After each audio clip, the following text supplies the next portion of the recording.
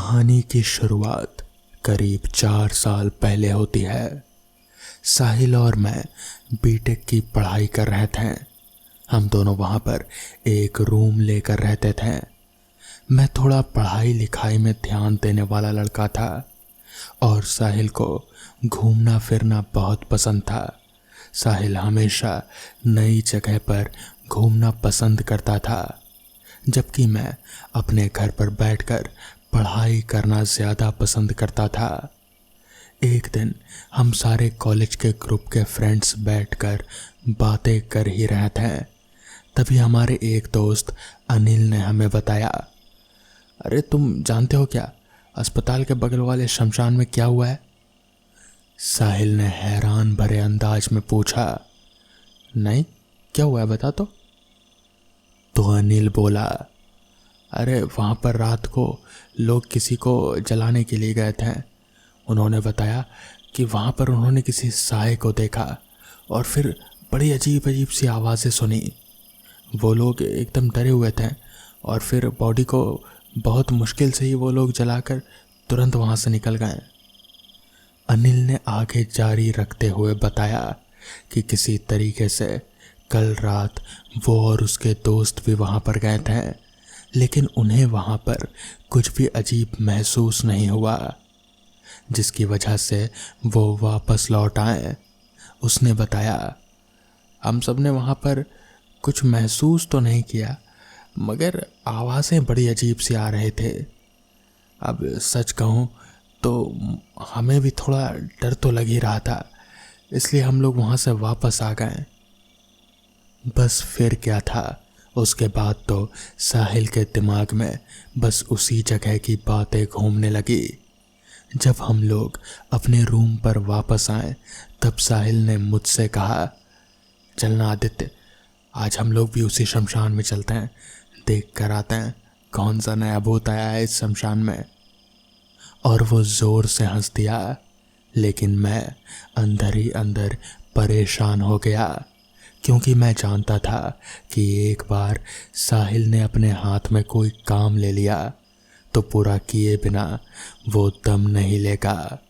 मैंने उसको समझाया, भाई देख, वहाँ जाने का क्या फ़ायदा होगा, हमारे एग्ज़ाम भी आने वाले अगले हफ्ते से। तू आराम से यहाँ बैठकर पढ़, मैं तुझे केमिस्ट्री पढ़ा देता हूँ, वैसे भी तेरी केमिस्ट्री वीक है। उसने मुझसे बोला, मुझे मालूम था तो यही सब बहाने बनाएगा। तू इतना फट्टू क्यों है यार, तू मेरा दोस्त होकर भी फट्टू है। उसने और भी 2-4 मुझे ऐसी ही बातें बोली जिससे कि मेरे आत्मसम्मान में ठेस लग गई। मैंने भी उसको बोल दिया, चल ठीक है, चल दूंगा तेरे साथ, मैं कोई भूत वूत से डरता नहीं हूँ। वो भी ज़ोर से हंसा और बोला, ये हुई ना बात, चल आज रात का खाना मैं तुझे खिलाऊंगा। और हम लोग पास ही में एक ढाबे पर गए। हम हमेशा उसी ढाबे पर जाते थे। वहाँ उसने बताया कि उसको इन सब चीज़ों में विश्वास कैसे हुआ। हालांकि इन सब बातों में मैं विश्वास नहीं करता था, लेकिन ना जाने क्यों एक डर सा मुझे लगा ही रहता था। हालांकि उसने मुझे जो कहानी बताई वो भी काफ़ी डरावनी थी। हम लोग वहाँ करीब शाम के 7 बजे पहुँच ही गए थे। हम जैसे ही अंदर जाने की कोशिश करने लगे, बगल से वॉचमैन आ गया और उसने सीटी बजाते हुए हमें रुकने को बोला। अरे रुको, कहाँ जा रहे हो? तो इस पर साहिल बोला, अरे अंकल कुछ नहीं, वो हम बैट बॉल खेल रहे थे ना, तो हमारी बॉल चली गई, बस वही लेने जा रहे हैं। तो इस पर वॉचमैन बोला, तो तुम्हारे पास बैट कहाँ है और यहाँ पर आसपास कोई ग्राउंड कहाँ है जो तुम बैट बॉल खेल रहे थे? देखो, झूठ मत बोलो और चुपचाप यहाँ से चले जाओ। इस पर साहिल बोला, सर बस हम बॉल लेकर जा रहे हैं, वो गलती से बॉल अंदर चली गई थी, या फिर आप खुद जाकर देख लो ना। जैसे ही साहिल ने ये बात बोली, वॉचमैन को तो जैसे तोते उड़ गए और अब उसके हाव भाव भी बदल गए उसने हमें डांटते हुए बोला, जाते हो या लगाऊं अभी 2 डंडे। यहाँ से साहिल भी अब गर्म हो रहा था। मैंने साहिल को शांत किया और उस वॉचमैन से दूर ले गया। साहिल अब जिद पर अड़ गया। उसने बोला, मैं तो जाकर ही रहूँगा, देखता हूँ ये वॉचमैन मेरा क्या कर लेगा।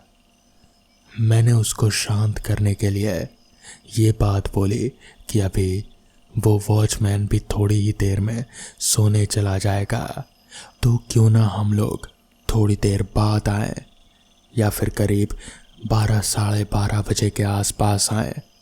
साहिल को ये प्लान पसंद आया और उसने बोला, ठीक है, हम रात में 12 बजे आएंगे, क्या बोलता है। मैंने अपना सिर हाँ में हिलाया और फिर साहिल वहाँ से आगे की ओर बढ़ गया। मैंने अपने सिर पर हाथ रख लिया और मैंने सोचा, अरे यार, मैंने तो अपने ही पैर पर कुदाली मार ली। एक तो शमशान, ऊपर से रात 12 बजे।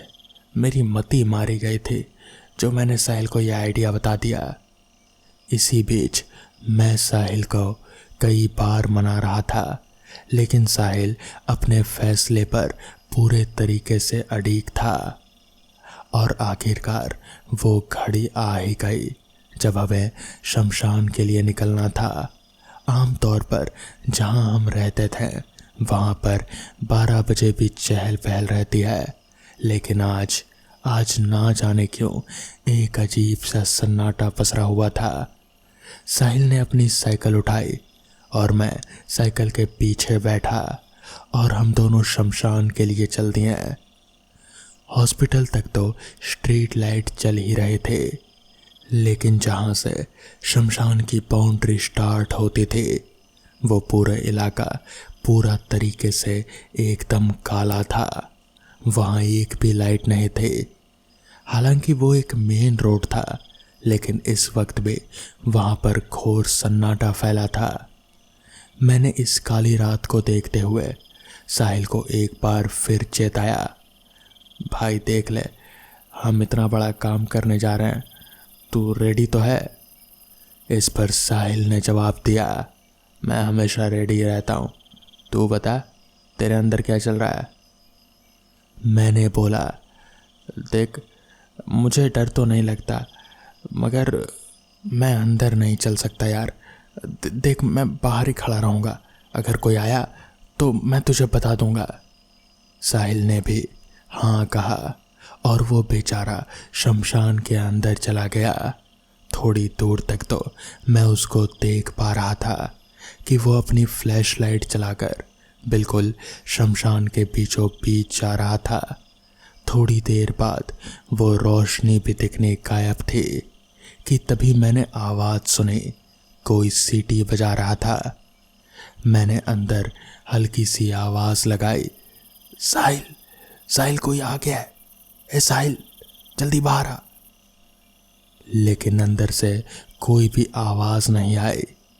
मैंने थोड़ा और तेज आवाज़ में बोला, साहिल, साहिल कहाँ है तू। मेरी आवाज़ सुनकर वॉचमैन दौड़कर मेरी तरफ आया। उसने मुझसे बोला, तू यहाँ पर क्या कर रहा है, तुझे बोला था ना यहाँ नहीं आने को, समझ में नहीं आता क्या। मेरे मुंह से कोई आवाज़ नहीं निकली।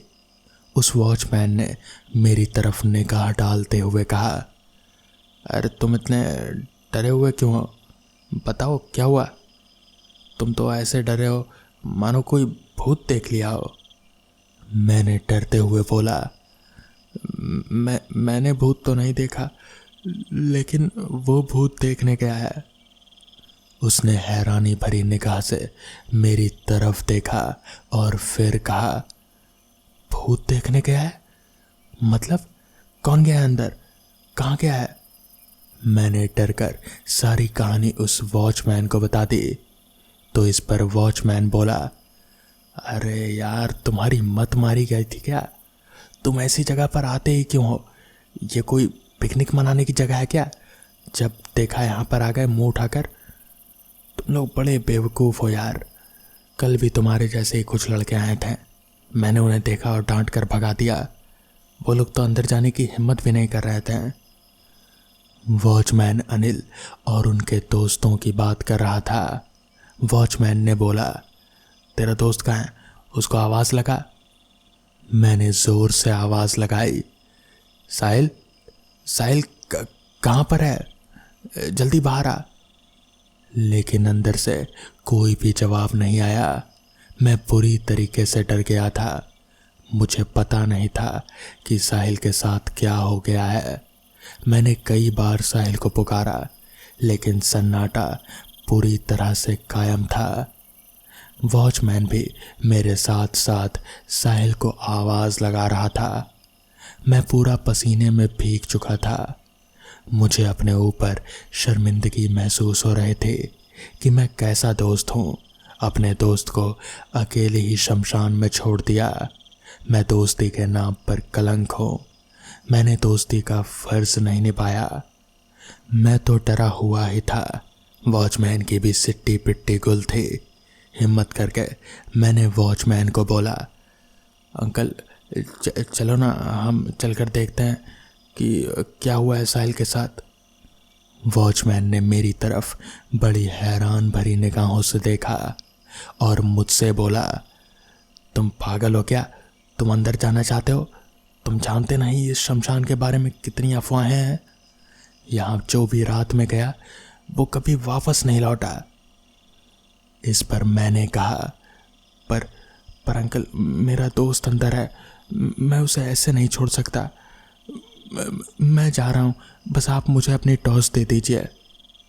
इस पर वॉचमैन ने मेरी ओर बड़ी हैरान भरी निगाहों से देखा और फिर थोड़ी देर कुछ सोचने के बाद बोला, तुम बच्चे लोग यार बड़े बेवकूफ़ हो।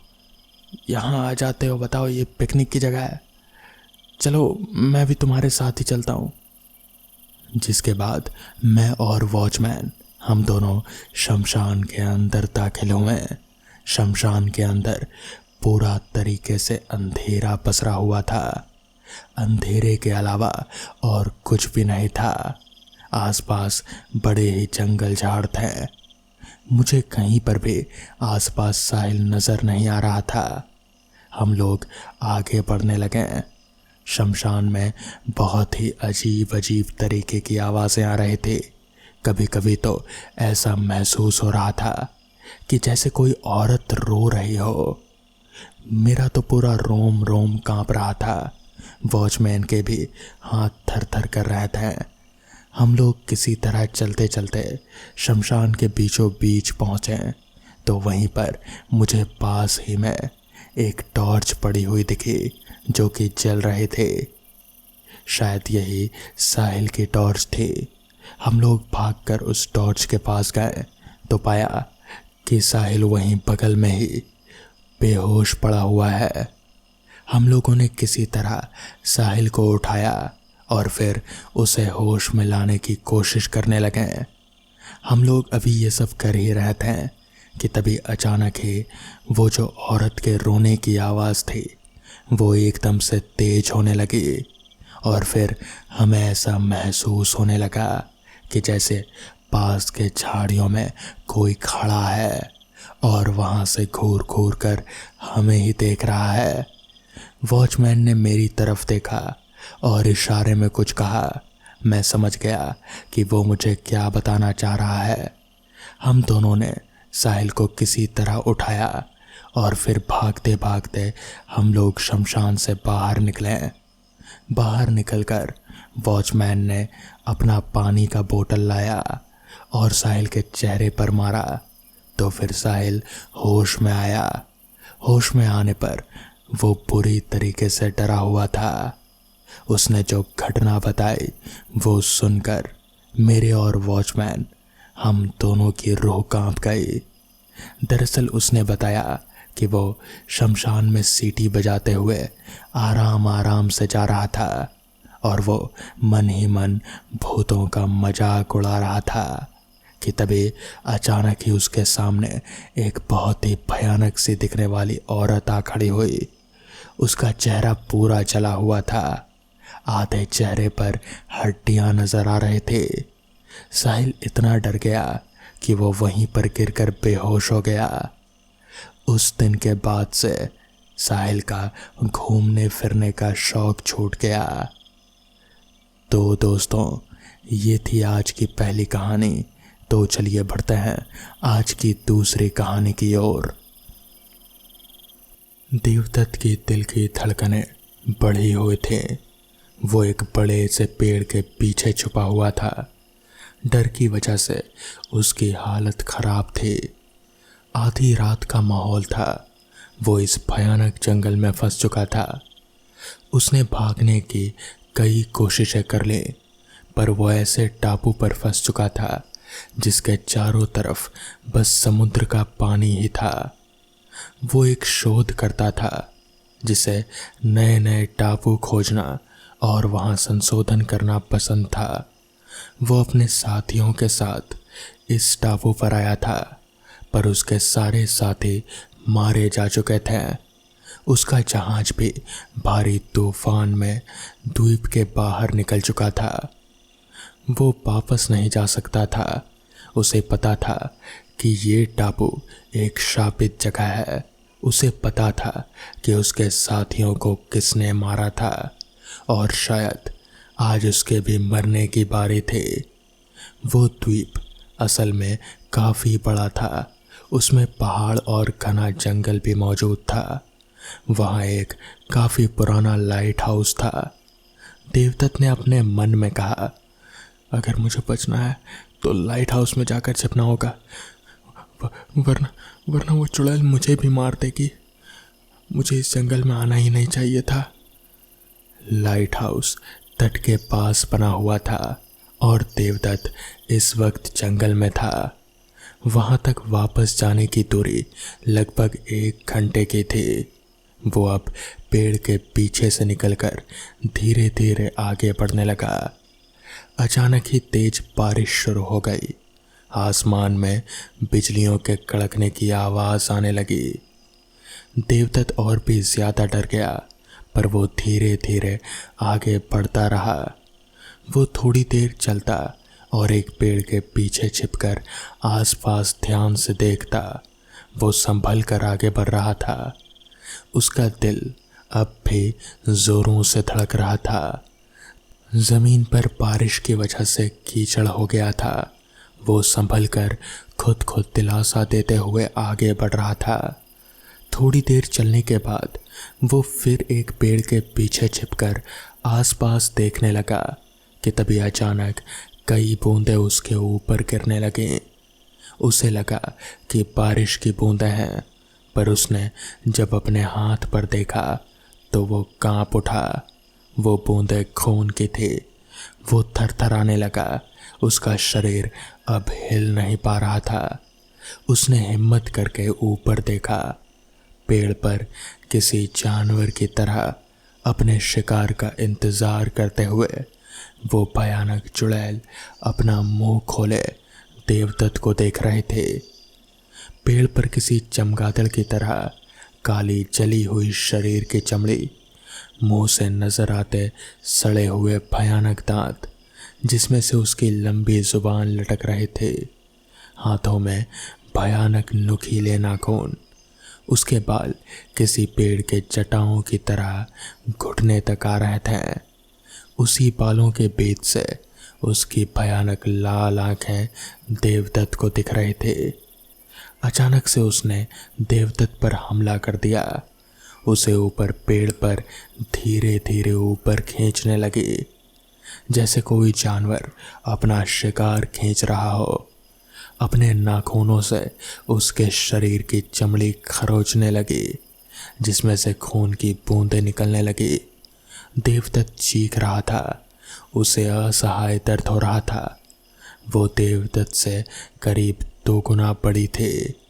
फिर अपनी जुबान उसके आंखों पर घुमाई और मुंह के दांत उसके गर्दन में घुसा उसका खून पीने लगी। देवदत्त तड़प रहा था। उसकी चीखें पूरे टापू पर गूंज उठी। कुछ देर बाद उसने अपना दम तोड़ दिया। चुड़ैल उसे नीचे नोचकर किसी जानवर की तरह खा गई। इस तरफ शहर में देवदत्त की पत्नी जानकी अचानक से चिल्लाकर नींद से उठी। तभी उसके बच्चे महेश और ईरा उसके पास आए और देवदत्त का भाई जो एक पुलिस ऑफिसर था, उसका नाम करण है, वो भी आया। तभी करण बोला, क्या हुआ भाभी, आप अचानक से चिल्लाकर उठी? तो इस पर महेश भी बोला, माँ कोई बुरा सपना देखा क्या? ईरा ने अपनी माँ को पानी दिया। फिर जानकी बोली, अजीब सा सपना आया करण कि तुम्हारे भाई का जहाज समुद्र में तूफान की वजह से डूब गया और उनके साथी वो सभी मारे गए। इस पर ईरा ने कहा, माँ वो बस एक सपना था। तो महेश भी बोला, हाँ माँ, इसमें घबराने की कोई ज़रूरत नहीं है। तभी जानकी बोली, पर बच्चों, मुझे सच में लगा कि तुम्हारे पापा ने मुझे आवाज़ दी और कहा कि अब मैं जा रहा हूँ। तभी करण बोला, भाभी हम भाई और उनके साथियों को खोज रहे हैं। शायद वो किसी ऐसी जगह होंगे जहाँ उन्हें नेटवर्क नहीं मिल रहा होगा और मेरी टीम भी तो उनकी तलाश कर रही है। तभी जानकी बोली, हाँ पर मुझे बहुत डर लग रहा है। तो इस पर करण बोला, आप डरिए मत, मैं किसी भी तरह पता लगा कर रहूँगा। तभी करण के मोबाइल की रिंग बजी। कॉल उसके साथी ऑफिसर जय का था। कॉल पर जय ने करण से कुछ कहा, जिसके बाद करण जल्दी से डॉक यार्ड पहुंचा। उसने देखा जिस जहाज में उसका भाई और उसके साथी गए थे वो मिल चुका था। वो जहाज उनके खोजकर्ता जहाज को समुद्र के करीब 65 किलोमीटर आगे मिला था। वो खींचकर उसे ले आए थे और उस जहाज के अंदर उन सभी के हड्डियों के कंकाल मौजूद थे। जांच होने पर पता चला कि वो हड्डियों के कंकाल देवदत्त और उनके साथियों के थे। करण का परिवार ये सुनकर बुरी तरह से टूट गया, मगर आज तक जानकी को यह समझ नहीं आया कि आखिर वो एक सपना था या हकीकत।